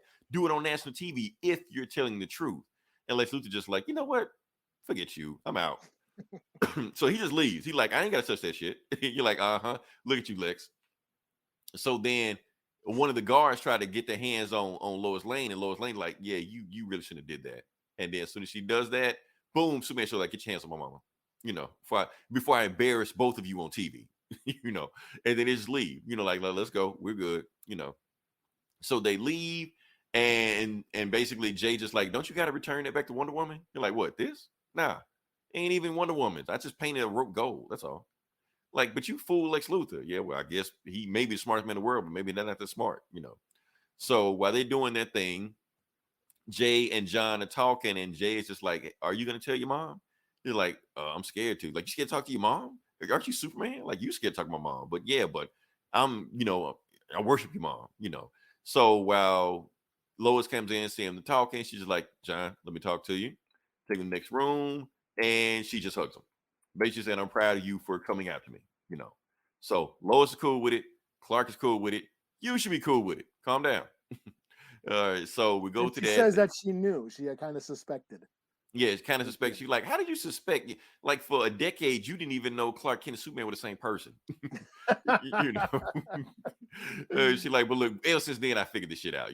They won't catch me again." So then that's when Batman shows up, and Batman's just like, and and Lois told him like, "Didn't I tell you stop sneaking up on us?" He like, "Look, I ain't got time. I got to come in." And basically, John's like, "How did you get in here? I didn't hear you. I didn't see you. How did you sneak up on me?" And Lois is like, "Because he's Batman." And John's just like, "That is not an answer." The same answer everybody else used. But basically, Batman's just like, "Look, Lois, it's time." And John like, "Time for what?" You're like, "Well, we got to go. You pissed off a foreign country, and I just pissed off Lex Luthor. They're going to come for both of us. So we need to go to the Justice League." So they go, "So yeah, look, you remember the Justice League now. Let's go. Just the two of you." And Jay's just like, "Well, can my boyfriend come?" I'm like, "No, just the two of you. He stays." Yeah. So they leave, and basically, John's just like, "Look, if you get to know Jay, he'd be okay." And Batman's like, "I already know who he is. I know who he is. I know where he's from. I know who he's working for. You cannot trust him." Dun, dun, dun. And that's it. Yeah. Now, Eli, did I or not You call said this? yes. I You called said it, this. but I Yes. didn't think Tom Taylor had the balls to do it. But I was like, it was just too, because it would just make sense that if he would be a spy to seduce Jonathan Kent. It would just make sense. But man, yeah, like I said, another solid book that they're doing. So I'm enjoying it. Yeah, Yeah, the I give plot it a thickens. yeah. No, when that happened, I was like, "Oh shit, really? This is gonna." Well, yeah, it's his first boyfriend. This is gonna be heartbreaking for him. Right, because I thought they You didn't know? have the balls to do it because I thought they didn't want to like demonize like basically like the most popular homosexual relationship they have in the DC universe right now, especially like so they've been hyping up Pride Month. Now you're trying to say that his boyfriend is a spy? So oh well. Yeah. So All right. So yeah, what you got next? I'll do Batman 89, number Dun, dun, dun, dun. number 6 Five. or no, number 5. Five. Yeah. Yeah. So this is basically this is just a tribute to the Nolan, or not the Nolan, uh, Tim Burton's universe, the Tim Burton Batman movies. It's basically supposed to be the part 3, a third Batman sequel to the Tim Burton movies that never got made. And we have Marlon Wayans, who was supposed to be Robin. Billy D. Williams is still Two-Face in this universe. And basically, what's going on now? This is kind of a throwaway, not throwaway, like a filler episode or issue. Kind of disappointing. Batman and Robin go out on their first mission. We're getting Two-Face actually banding together Joker's old clown gang, and they're out, doing some crimes and causing, diversions in the city because they're trying to get files on the savings and loan that they're trying to rob. There's all this shit going on. And then there's shit with, Barbara Gordon is married to Two-Face, and there's that going on. And then Commissioner Gordon's quitting. He's going to quit being commissioner. And then he gets kidnapped by Two-Face at one point. And then Catwoman shows up at some point. So like all this shit is like sort of crammed into this issue. And I feel like this is there's only a 6-issue arc. This is issue 5. And I feel like they're just sort of trying to wrap everything up real quick. They set all this stuff up, and now they're just kind of cram everything in there because they're almost done. They've only got 2 more issues left. And it's like, I wish I could have seen more with Batman and Robin. This is like their first time doing shit together. They teased, Robin, for the first, 4 issues. And now they're finally together. Him and Batman are finally together doing shit. And it's kind of rushed. And same thing with Two-Face. The Two-Face shit feels a little rushed. They just kind of felt a little convoluted and kind of rushed. So, yeah, 3 out of 5. But hey, I mean, there's one more issue. It's not I'm not gonna read it. So Yeah, I kind of fell off on it. I think I'm gonna just pick it up and trade. But the yeah, first couple issues are pretty cool. So yeah, and I love the cover here. With Michelle Pfeiffer as the Catwoman. Hell here, that's just awesome seeing. Yeah. All right. Yeah, but I'll give it a 3 out of 5. Cool. All right, so the next book I'm going to do is Eternals, number 11. Oh, damn, you read the Eternals, huh? I read Eternals, yeah. I am part of the machine. Actually, the reason I picked this up because it's actually a hook. That whole. Okay, so somebody asked me. I'm not gonna mess your name up. Earl Edwards Jones II. You asked me any upcoming storylines I'm excited for. Not really excited for it, but one to look for is basically like an Avengers, X-Men, Eternals 3-way. Oh, that thing battle. going on. Judgment Day. So this is the precursor to that. This is like leading up to that. So the Avengers in this basically, and basically the Avengers fight the Eternals in this book. So. That's going to be this summer. That's going to be the summer event. The summer blockbuster. It's going to be the summer block. It's like the big thing Marvel has planned right now. But in this book right here, the Avengers and Eternals fight. That's why in a couple you got Kingo and Captain America going at it. But anyway, let's get to it. So like I said, we got Kingo versus Captain America. It happens. It is a thing. And we're just going to jump into it. So basically, what's going on right now is that, the Avengers Mountain Avengers headquarters is the head of a Celestial. Like the body of a Celestial. And the Eternals worship the Celestial as gods. That's basically like this are gods. So like, that's not cool. But they got to get some information that only Celestial knows. So they got to figure out how to talk to us. So what they're doing is that they're going to sneak into Avengers Mountain without them getting noticed. And seriously, just like, don't worry. I'll take out one Avenger. Y'all take out the rest. And the Avenger she takes out is Namor. How does she take out Namor? By being butt naked in a jacuzzi with him. Drinking champagne. Yeah. So they hear the alarm going off, so they know some other wild shit going on. And Namor's just like, that's an alarm going off, seriously. Is that because of you? And seriously, like, it might be, but ask yourself this. Do you want to go check out that alarm? or do you want to check me out being butt naked in your jacuzzi? I mean, Or make you a want to decision check out real these quick. titties. Right. And Nemo's just like, you know what, you make a strong argument, you know. So we don't see them for the rest of the book. You know. So anyway, what's going on right now? Shit, I'm trying to remember these Eternals. I can forget their names. And I read every fucking Eternal book. I can't remember the names. That one. Selma Hayek chick. I can't remember her name. That one. I haven't even seen the movie yet, so Okay. I know this shit. I just read this shit and I can't remember it. What was her name? Fuck. The thing. The Selma Hayek chick, anyway, she's praying to the God. She's praying to the Celestial, while Makari is like wrapping around like, can you hurry this shit up? Can you hurry and get out of here? And like but the Celestial won't talk to her, even though she talked to the Avengers. Ajax, that's the name. Ajax. She won't talk to Ajax, and she can't figure out why. So she like, I need the Eternals to stall the Avengers long enough for me to get this information from the Celestial. So y'all do whatever you got to do. So basically, alarm is set off by this guy, Skuladar the Destructoriite, and he has traveled trillion dimensions to fight the Avengers. Sorry about that, the Avengers. But it's not Destructor, the whatever. It's Kingo, the movie star. He's just pretending he's in character because he's an actor, so he's just in character pretending to be some kind of evil demon to kill the Avengers, you know. And he's basically like, one touch of my obsidian blade will destroy even the strongest Avenger. And the child's looking at him like, yeah, this dude's full of shit. He's not who he say he is. He's like, no, I am as evil as I say I am, you know. And but while that's going on, Thanos did some. Oh yeah, Thanos is leader of the Eternals now. So imagine how this shit works out. He's trying to destroy a planet. He's trying to destroy a town. So the Eternals are trying to save this town, and they think the only way to save the town is because of like some bubbling shit that's about to blow it up. And Thanos is doing evil Thanos shit. It doesn't matter to this plot right now. But Icarus is just like, she's on the phone. They're talking to the Selma Hayek chick. I can't remember her name is. She's saying, look, I got a pocket dimension in my bedroom. Go get it. You can get the town. You can get them out of there. Okay, cool. So Icarus flies off. Go get the thing.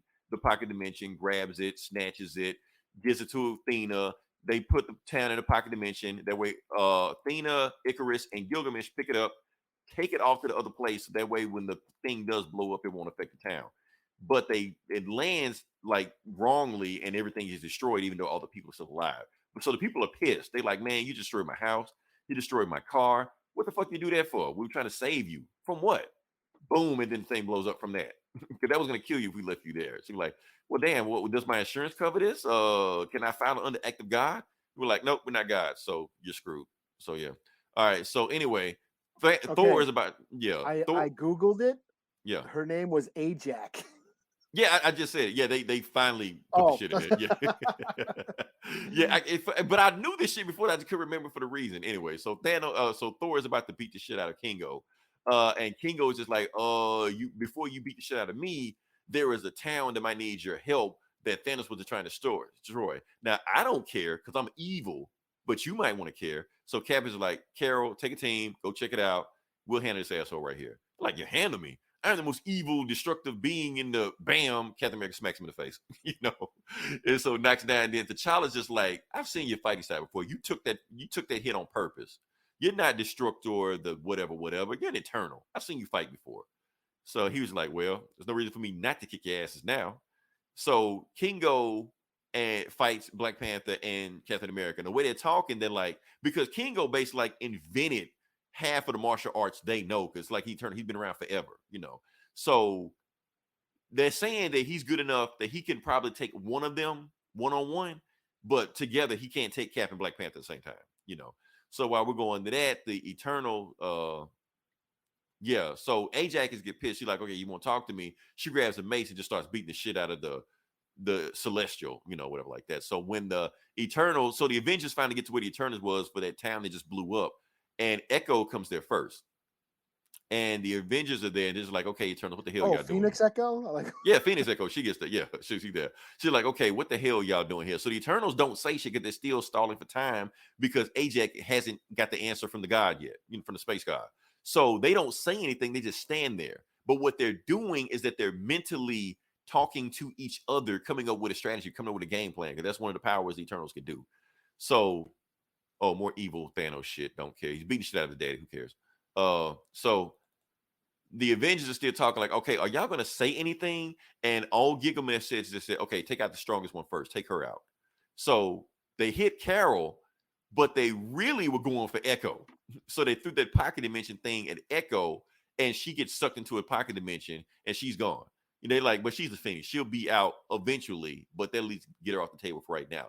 So Thor's just like, mother, or whatever the fuck, and he's just like, I just made this shit up. He was like, they're like, don't worry, she'll be all right. She will, but you won't, So Thor's about to beat the shit out of Athena.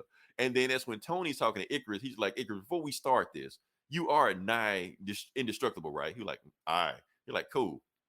Boom. And then blast him with a satellite from space. That Gears of War, Donna hammer thing, hits him with that. Yeah, takes him out, blast him from space with his satellite, So the Avengers, the Eternals really like, okay, yeah, we were stalling, but honestly, we probably about to get our ass whooped, So Athena is like, they're like, Athena, Ajax, have you got the answer yet from the space god? She's like, almost. And then the space guy got his ass beat so much by that mace, he's about to start talking. You're like, okay, tell me what I need to know. To be continued. And the next issue is Thanos just beating the shit out of everybody. Eternal, Avengers, he don't care. His hands are rated E for everybody. So yeah, so that's it. So that's going on right now. It's cool. Like I know that they're trying to get the ball rolling, ramp it up to this big cosmic whatever. We still don't even know how the X-Men play into this shit, but I'm pretty sure they figure out some kind of way. Who we got here? Well, they're on Mars. NHK Kid. Cool. Well, thanks for listening. Yeah, thanks for listening. Yeah, I'm pretty sure the Martians are not going to be involved in this. It's going to be the immortal X-Men or like that, But and it's a bunch of other shit I skipped over, but I ain't got time to be explaining all the Eternal shit. So, all right. So, what do you got next? I'll do this. A Town Called Terror, #1. Okay, I didn't have time to make a graphic. So, all right. Well, I got an image. Cool. All right. I got it. So this is Steve Niles' new book. Steve Niles, he's comic horror writer.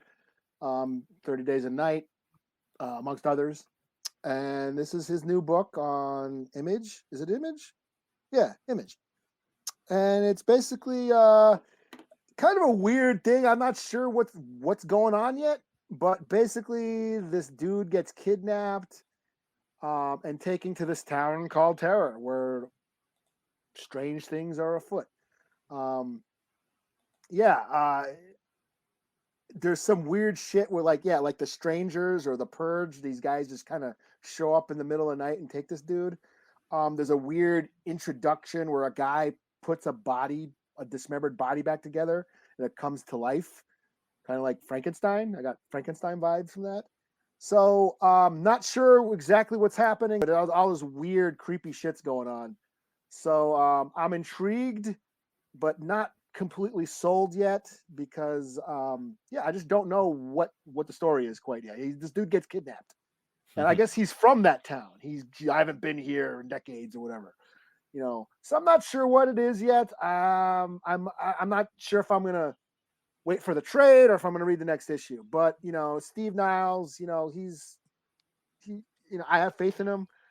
And the art is really cool. This is what's his name, Simon Kadansky. He did that guy. Okay. Yeah, he did some Green Arrow a while ago, and he did that Punisher book with Rosenberg, which had really gritty art. So the art's pretty cool. It's visually, it's a really cool book. I'm just not sure the direction this story is going quite yet. So I'll give it a 3 out of 5. So. Cool. All right, let's see what we got here. Federico Blee just covered this channel yesterday. Great style, guys. I'm glad you like it, Superman. Yeah. Like I said, I'm a big Superman fan. I almost have a hard time saying that out loud because it's tough to be a Superman fan. It's almost like being a fucking LA Clippers fan or some shit like that. You just don't say the shit out loud, Superman sucks. What the fuck you like Superman for? So so that's my thing. All right. So next book I'm going to do is Black Panther. Yeah. I read this too. You read this also. You know what? Comixology or Amazon, whatever, are so screwed up that they didn't even list Black Panther on there. So the only reason I even knew this book was out, I had to actually go to like Marvel's thing and list the books that came out. Because if I just went by Amazon, I wouldn't even know. You would have been reviewing Black Panther. This is what it means. It's a masterpiece, Leroy. It really understands the black man's struggle. Anyway, yeah, what do we got here? So Black Panther, for those been keeping up. Anyway, Black Panther has this sleeper cell of assassins that are out that he's trying to shut down. I missed what happened in the last book. Anyway, his sidekick that's been with him the whole time, Amamola or whatever, I don't know her name. Anyway, turns out that she is suspected to be the traitor because she tried to kill T'Challa last issue. She's on trial by the Wakandan Parliament, and basically saying like, nah, we can't trust you. We're going to send you to, Wakandan jail or whatever like that, And she's like, but I didn't do it. Yeah, you did. Fuck it. So skip past that. Anyway, well, they had an argument last book because didn't she like cheat on her husband or something like that, or some domestic complications were going on, and her husband was the one that died. Right, and they're thinking she killed her husband. She's saying like, why would I kill my husband? Yeah, I think he cheated on her. He was banging some other chick, and that's why they think she killed him. Right. So she's trying to protect Professor Innocent. So yeah. And this I like this shit also. I forgot to say about this. So basically, T'Challa is getting into it with the leader of the parliament, because technically she has more power than him right now. For those who don't have me keeping up with Black Panther comics, this actually happened in Coates Run. Wakanda is now a democracy. It's no longer a monarchy.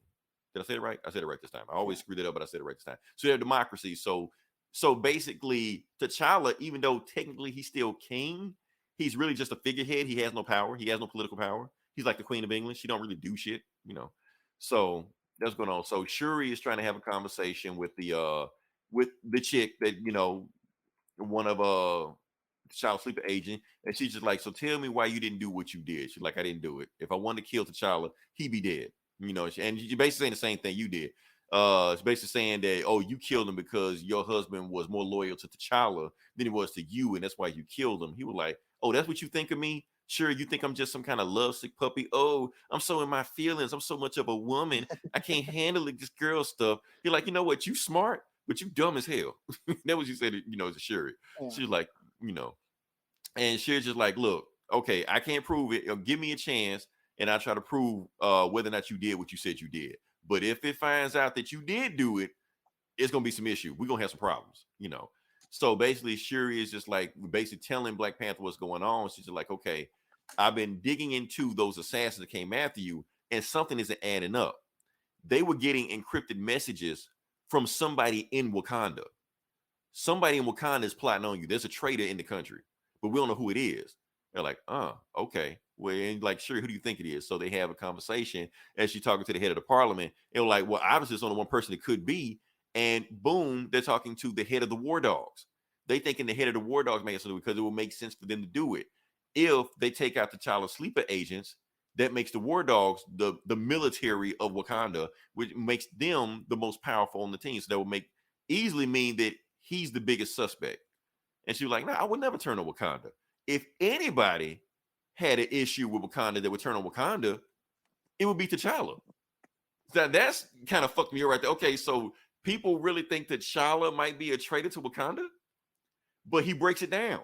Think about it. T'Challa no longer has the power he had before. So if he sends his sleeper agents out there, cause some kind of like weird ass problem, cause all kind of commotion, the Black Panther comes in and save us, it makes him look like a hero, and he gets the power back, get the power of the people back. You're like, why would I do some bullshit like that? Or is that guy the traitor? Or is that right? That's the thing. So everybody's pointing fingers at each other's right now. He's like, T'Challa, don't act like you ain't been lying to everybody in Wakanda before. I know your secrets. I'm the War Dog. I keep your secrets. I know where the body's buried. I know what kill switch is. And they were like, what the hell is kill switch?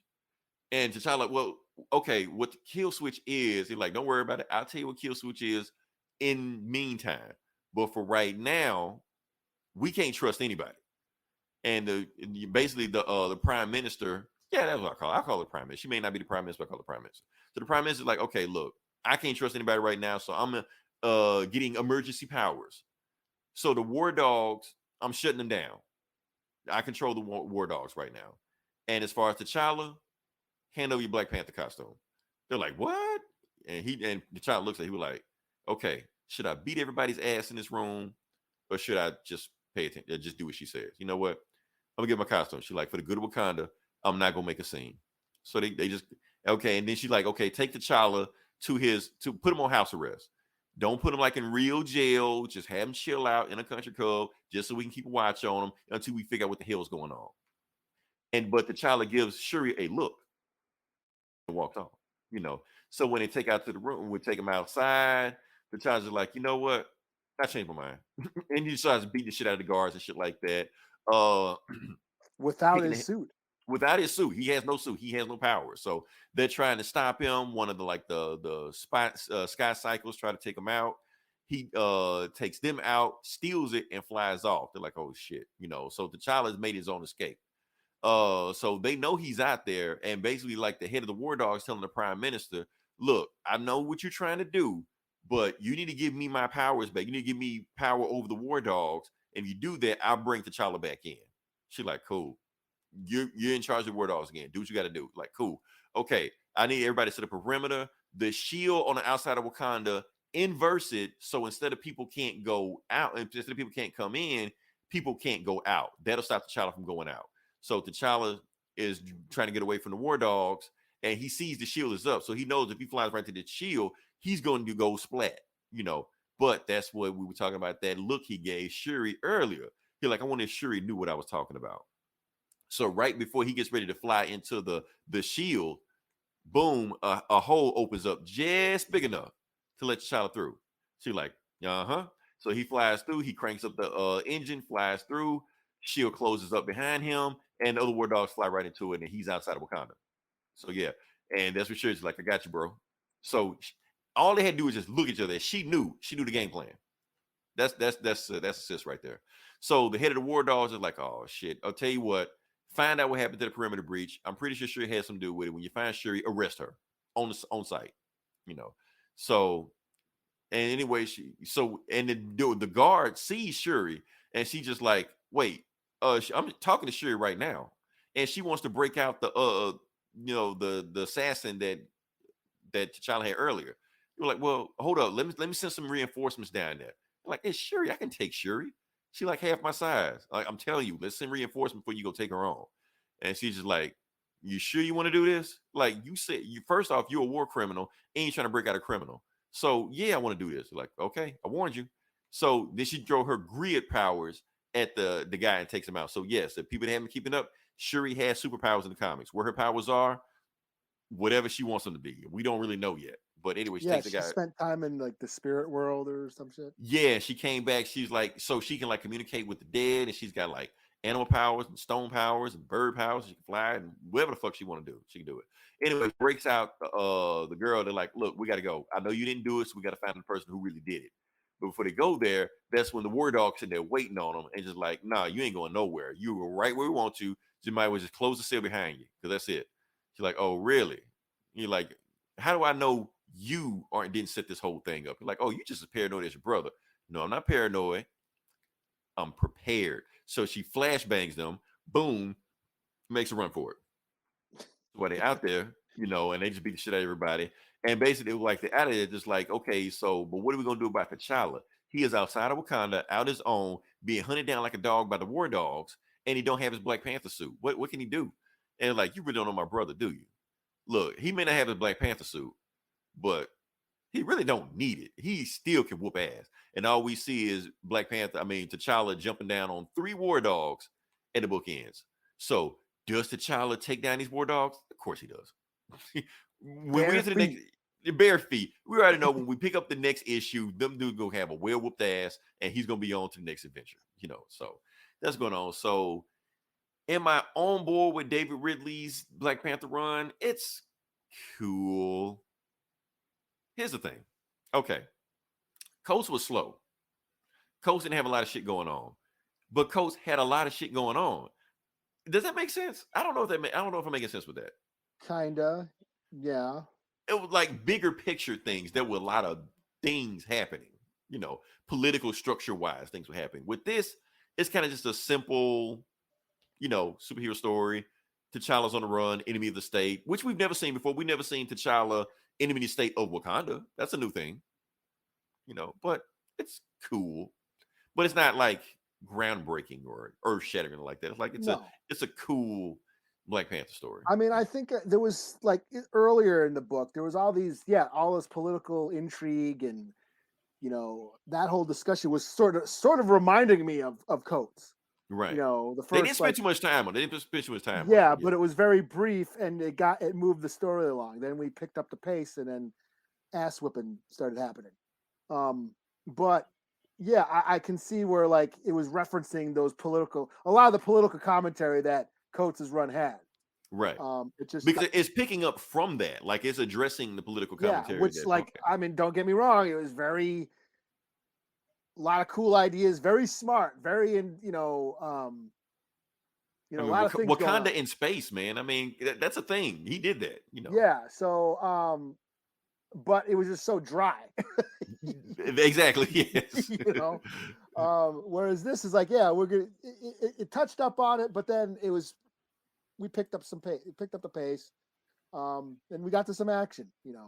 Yeah. Plus, you got this whodunit going on. Everybody pointing fingers and stuff like that. So, but I gotta say that conversation between Shuri and what's her name, or Oma Lola, whatever her name is, that was great. I thought it was funny. Yeah, especially that panel with her where she's like, "Okay, I'm a crazy lady who can't live without a man." Like that panel alone with her expression, I laughed my ass off. And it's just cool to see that, like just that facial expression and like the sarcasm. Like, right. We get a lot of humor here and there in comics, but like sarcasm, like especially in Black Panther comics where everything's like super serious, So when you see somebody being like, sarcastic in a Black Panther comic, you're like, it almost kind of takes you out of the book, but it's funny to see that, Yeah, like which is I'm just a big fat sack full of girl stuff, and she's got that smirk on her face, like, ooh. Like I thought that was so funny. It was a great little moment in this book. All right, so I think I'm booked out. You got anything else? Or? I'm booked out. I read this too, so yeah.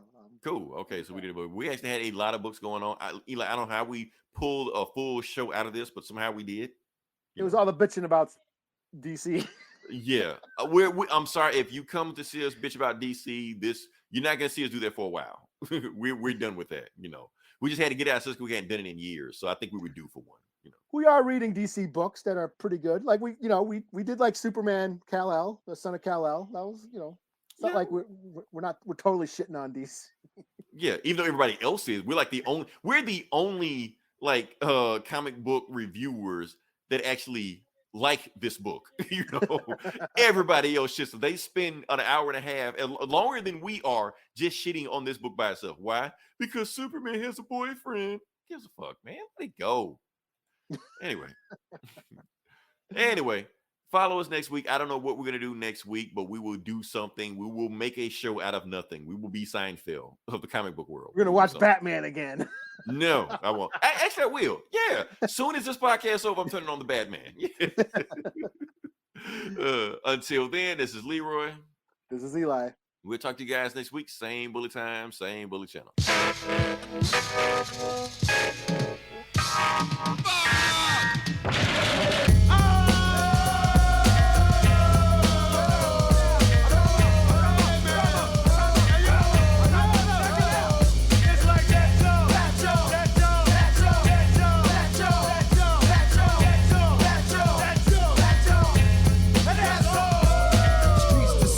My raps are trifle. I shoot slugs from my brain just like a rifle. Stampede the stage, I leave the microphone split. Play Mr. Tuffy while I'm on some pretty tone shit. Verbal assassin, my architect pleases. When I was 12, I went to hell for snuffing Jesus. Nasty Nas is a rebel to America. Police murderer, I'm causing hysteria. My troops roll up with a strange force. I was trapped in a cage and lit out by the main source. Swimming in women like a lifeguard. Put on a bulletproof nigga, I strike hard. Kidnap the president's wife without a plan. And hanging niggas like the Ku Klux Klan. I melt mics till the sound waves over. Before stepping to me, you'd rather step to Jehovah. Slamming MCs on cement. Cause verbally, I'm iller than an AIDS patient. I move swift and uplift your mind. Shoot the gift when I rip and rhyme. Rapping sniper, speaking real words. My thoughts react like Steven Spielberg's. Poetry attacks, paragraphs punch hard. My brain is insane. I'm out to lunch guard. Science is dropped. My raps are toxic, my voice box locks and excels like a rocket.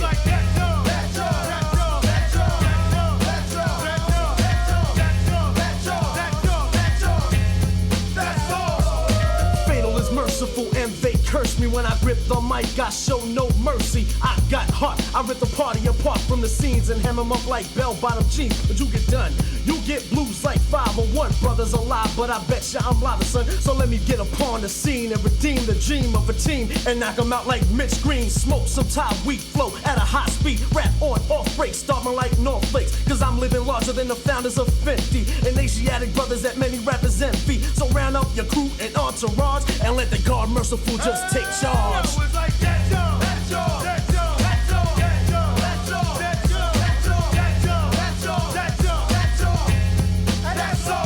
of them said that the ox should quit, but I don't sweat it, cause I'm too big for that small shit. Like pigs when it comes to a showdown. Huff and puff, but the ox won't get blown down, cause I come strong, rather than come at all and not be ready. That's what separates me from the petty. MCs gas themselves by drinking too much Getty and get torn the fuck up like confetti. I'm rich and thick and lyrics like Aunt Jemima. It doesn't take Keen and Ivy Wayne to know that I'ma get your sucker if you bite like a piranha. So say them preschool rhymes for the kids that want the rama.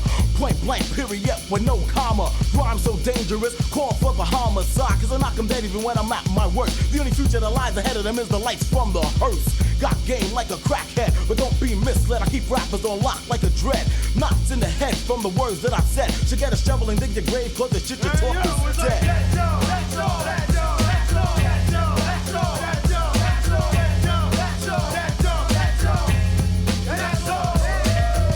I grab up girls like Jacks, add them on like tax, and I'm over like hot tracks. As far as brothers are concerned, I pressure cook 'em from start to finish. I diminish like a Cuisinart. Secondly, I'm sick of critics boots necking me. Ooh, he got an afro. Yo, but I got dough. Why's my name the large professor? Cause I milked your cow, in other words, I hit your heifer. Don't talk about how you could break Rambo. That's just a bunch of man with your handbo. Propaganda, save it for Savannah, Joe and Amanda, Zach and Alexandra. Don't let the folks around your way puff your head, cause you'll be the owner of a hospital bed. I'll kick fire out your ass so fast, you'll be as crispy as my man Bill Blass.